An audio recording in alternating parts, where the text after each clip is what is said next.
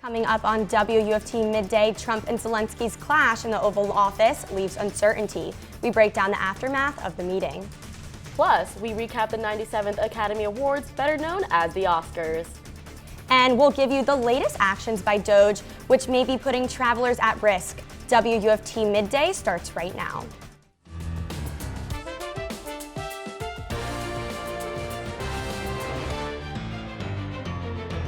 Watching WUFT Midday.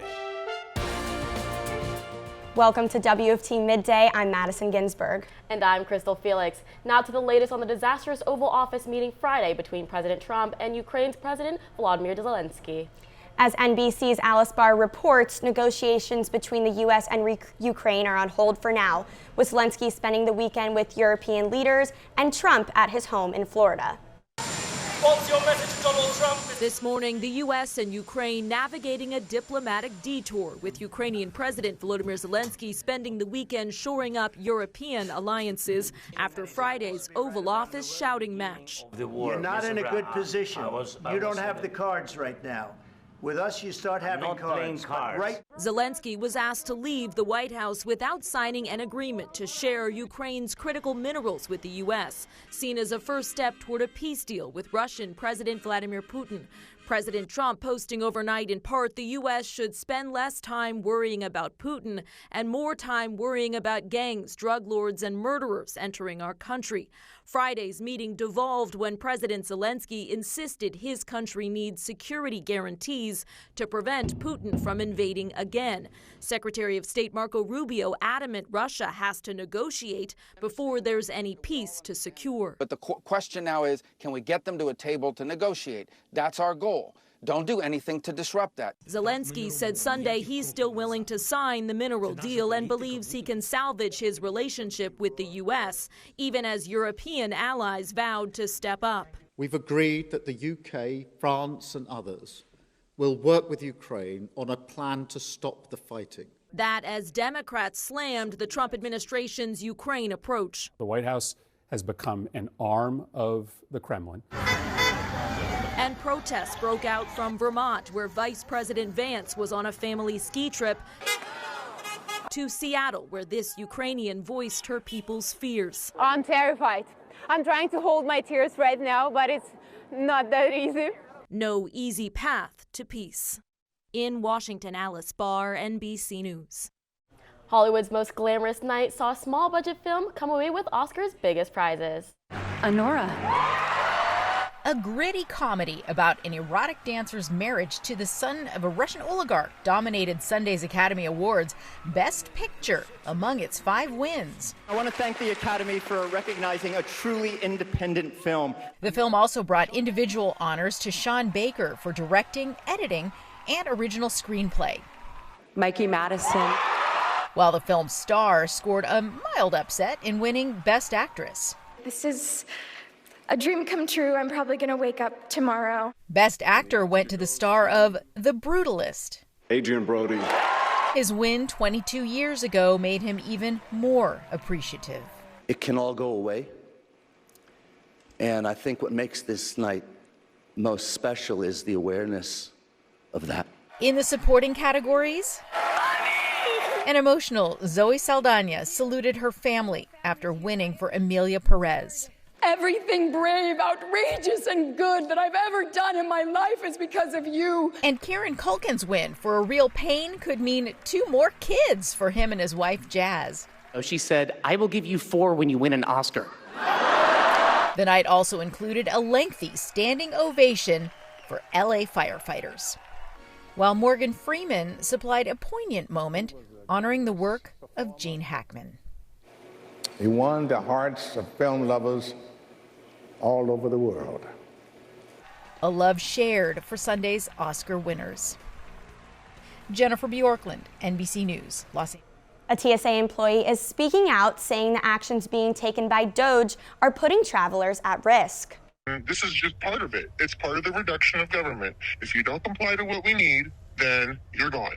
This TSA officer at SeaTac did not want to be identified out of fear of retaliation, but told me local officers are frustrated. If you're not performing your job properly, then you have your basic sit-down discussions, and then it moves on to the next level and the next step. They were told last week they weren't actually required to answer an email from the U.S. government's chief HR agency saying this. I want you to tell me what you did this past week and 5 things that you've accomplished. But they got that same email this weekend, and another one from their boss's boss, Department of Homeland Security, now requiring them to answer that question for them. Well, obviously there's a hiring freeze nationwide. That's also public, and that impacts locally as well. So if you are getting dismissal of people that are not complying to this ridiculous email, you're losing bodies that are going to directly impact your safety and security at an airport. Speaking of safety and security, next door at the Federal Aviation Administration, 130 workers were recently laid off. The Trump administration said no one with a critical safety position was let go, but a union that represents those FAA workers say all of them supported overall safety. Aviation expert John Nance weighed in. We have to pay a lot of attention to the things that should not ever be allowed to be interdicted by budget. Right now, the last thing in the world that we need in air safety is a diminution of the number of people working at the FAA to try to make things as safe as possible. It is not only folly, it's just sheer stupidity. I don't care what your alignment is politically. The weather on my walk here was a little bit chilly, but the skies have since opened up and the sun is here. WFT's William Maxham joins us now live with the weather forecast. William, can you tell us about the rainy conditions we may be seeing this week? Yeah, there are storms coming our way on Wednesday. We're looking at showers and thunderstorms through the majority of the day. More on that in a moment. We're pretty nice until then. Today, it's all sunshine with a few passing clouds. It's already 65 in Gainesville, 63, High Springs 67. In the Villages right now, Daytona already at that 70-degree mark. Here's those clouds. They're there, but they're not going to be the kind of clouds that produce any rain. We're looking at temperatures today warming up into the low 70s for highs. That's a couple of degrees below average. Will be about 72 Gainesville, 75 Ocala, 70 in Palatka. We're tracking showers and thunderstorms tomorrow, but it is all quiet until then. We'll tell you about where severe storms are happening right now coming up in a few minutes. A woman is now in custody after an armed standoff caused a Walmart in southwest Gainesville to go into lockdown Saturday. Gainesville police responded to a call about vandalism at the Walmart parking lot in Butler Plaza from the suspect. Authorities say during the call, the woman mentioned that she had accidentally shot the gun. According to officials, upon arrival, the woman started firing a handgun and barricaded herself in the trailer with multiple firearms. Police placed the Walmart on lockdown and nearby businesses were evacuated. Both the SWAT and negotiation team on scene initiated communication with the suspect, and after a few hours, she was taken into custody. There have since been no reported injuries. A 2022 study reveals Florida homeowners have been scammed by insurance companies, losing billions of dollars. The Miami Herald and Tampa Bay Times report showed companies justified massive premium hikes for policyholders, with money being taken by company executives. According to NerdWallet, Florida homeowners pay over $2,600 a year, with insurance nationally being the average of $1,900. Social media industry groups are asking for their day in court after a preliminary injunction was filed against a Florida law aimed at keeping children off of social media. The law was one of the highest profile issues of the 2024 legislative session, with lawmakers saying that addictive social media platforms will harm children. But the Computer and Communications Industry Association and NetChoice filed the challenge, contending the law violates First Amendment rights. They go on to say parents should make decisions about children's social media use. This statute specifically and purposely targets content that young folks like, and that is not permitted under the Constitution. The law was scheduled to take effect January 1st, but former Attorney General Ashley Moody agreed in November to delay enforcement until Chief U.S. District Judge Mark Walker rules on the injunction request. Judge Walker did not say when he would rule on the case.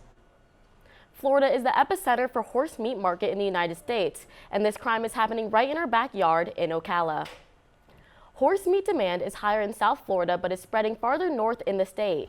Animal recovery mission leaders say tens of thousands of slaughters happen each year because of this high demand. Horse owner Mari Pritchard fell victim to this crime when the thieves took the life of her beloved Frosty. And my friend called, and I knew it was a gut feeling. She never calls me at work. And she told me, please don't come to the farm. Frosty was killed. And while Florida carries this reputation, only a few cases of horse slaughter are reported each year by law enforcement. Our own Natasha Holt compiled a full story for our WFT.org on local horse owner stories who have fell victim to these crimes. You can use your mobile device to scan the QR code on your screen for a direct link to the story. Casey DeSantis is hinting at a possible run for governor in 2026. In a news conference with her husband, Governor Ron DeSantis, Florida's First Lady would not respond to claims that she was running for governor, but did not say no in the conference. Governor DeSantis is not eligible to run as he is term limited, but is a strong supporter for his wife in this possible path to governor. Let's now take a look to see how traffic is moving along from our live DOT camera at Paynes Prairie. You could see clear roads along I-75 with traffic running smoothly, but some cloudy conditions could be seen as well. WFT's meteorologist William Maxham joins us now to tell us more about these conditions. Yep, the sun is shining today and things are flowing smoothly out there, flowing smoothly in the air too. We're just going to see passing clouds today. Clouds increase tomorrow, but we're dry until Wednesday. Right now, 67 degrees is the current temperature. We've come up from early morning temperatures and we're into the 30s. Most parts of north central Florida. Elsewhere, it is 66 degrees. Palatka already at 70. Krystal River temperatures should reach the low 70s in most spots this afternoon, about 72. Gainesville 75. Ocala, again today, is nice and sunny, just a few passing clouds, but the storms are coming. And today, intense thunderstorms are going to be happening across parts of Oklahoma and into North Texas, basically from Oklahoma City down into Dallas. An enhanced risk. That's a level 3 of 5 of intensity there. They're expecting to see some tornadoes breaking out from these storms, and this is the low pressure system that is going to develop those thunderstorms. It is headed our way, and by tomorrow, those severe weather risks are going to be further east, and they're going to be happening right over top of the Mississippi Valley up into Mississippi and Alabama into the evening. All severe weather modes are possible tomorrow. That means large hail, tornadoes, and damaging winds. And severe weather risks are going to be there for parts of extreme western Florida. Around Pensacola, also with these storms, potentially very heavy rainfall too. We do have a slight risk of flash flooding from Little Rock up into parts of Mississippi and up into the Birmingham area. For us, I think the severe weather risks are going to be lesser, but rumbles of thunder certainly possible by Wednesday. So let's time out our storms. This is tomorrow evening at 5 o'clock. Storms rumbling across Mississippi and moving into Alabama. Zooming in, 5 o'clock Wednesday morning. We're still dry across north central Florida, but that front is going to bring showers and storms into our area probably around the time the sun rises, and we'll see rain continuing into the early part of the evening. Behind the showers, gets pretty cool. Temperatures will be noticeably dropping into our Thursday. Highs will be into the 60s, but we're bouncing back up into the weekend. However, coming back over the weekend is the potential for showers and thunderstorms after our Wednesday cold front, both Saturday and Sunday. At least some chance of a shower or thunderstorms. Temperatures will be comfortable this weekend into the 70s. The sunshine returns for the start of next week, but severe weather threats are going to be there for Wednesday. We'll be watching that. The image of Tesla is changing for some amid its CEO Elon Musk's heavy involvement in governmental affairs. Spencer Soicher tells us how some see the brand as a political statement rather than an eco-friendly car company. A fence with green tarp around it blocks this dirt lot next to the Northfield Mall. Get a little higher though, and you can see what's inside. Teslas, and Teslas, and more Teslas. More than 230 of them parked in a makeshift graveyard of unsold, non-driven dreams. I like a nice looking car, and I like blue. Janie Rosenbaum used to have a Tesla. I love the car. But Janie put her money where her mouth is. I don't like Elon Musk. When her lease ended last year, she had one goal in mind: another electric vehicle. Just one not attached to the guy who's dismantling the federal government. And he doesn't care about people. He has no empathy whatsoever. So he can be the richest man in the world, but I'm not going to help contribute to that. Is Janie's reason an outlier? There's no measurement showing people getting rid of their car because they hate the guy who co-founded the company. And I for sure wanted to stay with electric but I was not going to get another Tesla. While EVs are selling faster in Colorado, up 20% from the previous year, Teslas are not. As more and more cars come to market through the traditional manufacturers, Tesla's market share is declining rapidly. Matthew Groves is the president of the Colorado Automobile Dealers Association. They use data from Experian Automotive to track these trends. They were first to market, right? He says Tesla's dominated the EV market in the state for years because they were first. In Q4, the rate of new Nissan electric registrations in Colorado grew by 580%. Kia, 402, Hyundai, 245, and Tesla, -5. Brands like Audi and Volkswagen and Jaguar, Mercedes, they took a little to come to market. Now that they are in market, we're finding their rise is almost meteoric as Tesla falls off. Why is it happening? No certain answer, just rows and rows of evidence that Coloradans don't love Teslas like they used to. But I'm not buying another Tesla, ever. In the midset of looming tariffs, Chipotle is telling its customers not to worry. Chipotle CEO Scott Boatwright is saying that Chipotle intends to absorb the raise in costs, keeping its food prices the same. If Trump's tariffs on Canada, Mexico, and China follow through, tomorrow food like avocados will be hit hard. However, Boatwright says that if the prices do become too difficult to tackle for the company, price changes could be in the future. Nearly 300,000 vehicles were recalled in this last week. The National Highway Traffic Safety Administration issued multiple recalls for brands such as Kia, Mercedes, Maybach, Volkswagen, Audi, BMW, and Genesis. Many of the recalls were due to faulty manufacturing, gear issues, or software errors. To see if there are callbacks on your own vehicle, check out USA Today's Automotive Recall Database or search NHTSA's database for new recalls. Dealers will be investigating and fixing potential damages free of charge. Notification letters will be sent out to car owners throughout the duration of April.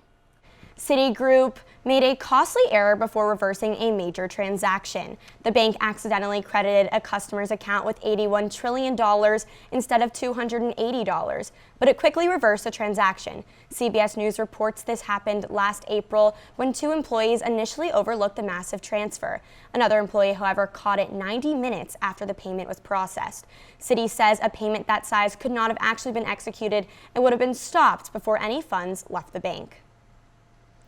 Join us tonight for First at 5 for a more in-depth look at the dramatic Walmart standoff. Plus, learn about a deadly accident that killed a 20-year-old student.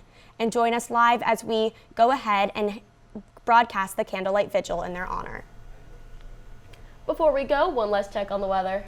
Yep, it looks good for now, but we do have some changes coming tomorrow. Not going to be too bad either. But as we get into Wednesday, severe weather concerns are going to rise. Not so much for us, but a little north of us, we could have severe weather risks across southern Georgia. For us, I think we're just talking about lightning and thunder. So here's how the situation should play out. This is tomorrow evening, 5 o'clock. Strong thunderstorms barreling across the Mississippi River Valley. And we're looking at potential there for isolated tornadoes as well as damaging wind gusts over 60 miles an hour. Hail possible as well. Into the overnight hours, we'll see that front sliding into parts of western Florida. And I think just before sunrise, the rain showers will be to our west. Heavy rains, though, will probably arrive somewhere within a few hours of sunrise, along with some lightning and thunder. And we're going to see that threat for showers through much of our Wednesday into the evening hours before we start drying out. And this is going to be a nice healthy dose of rain coming through on Wednesday. Behind it, cool air settling in. How much rain are we going to see? Well, it is going to be probably in the neighborhood of a quarter to perhaps over a ½ inch of rain in most areas before those showers end on Wednesday. This is the Euro forecast model. We're seeing about 0.48 Gainesville and similar numbers elsewhere around north central Florida behind these showers. Looking pretty good. Thursday and Friday just kind of cool. The weekend brings another round of showers and storms. Unfortunately, temperatures will be into the 70s both days, but showers and thunderstorms will be possible both days as well, with some cooler air settling in the end of the weekend into the start of next week. So we've got two weather makers coming. The first one comes to late Tuesday night into early Wednesday morning, and the other one over the weekend. Showers and thunderstorms could be on the strong side, but our severe weather risks not so big for this particular event, but it is going to be a wet Wednesday for pretty much the entire day. A lot cooler on Thursday, though. 60s. Brr. Thanks for joining us for WUFT Midday. We're back here tomorrow for another edition. We'll see you later today for First at 5 on Channel 5. Have a great afternoon.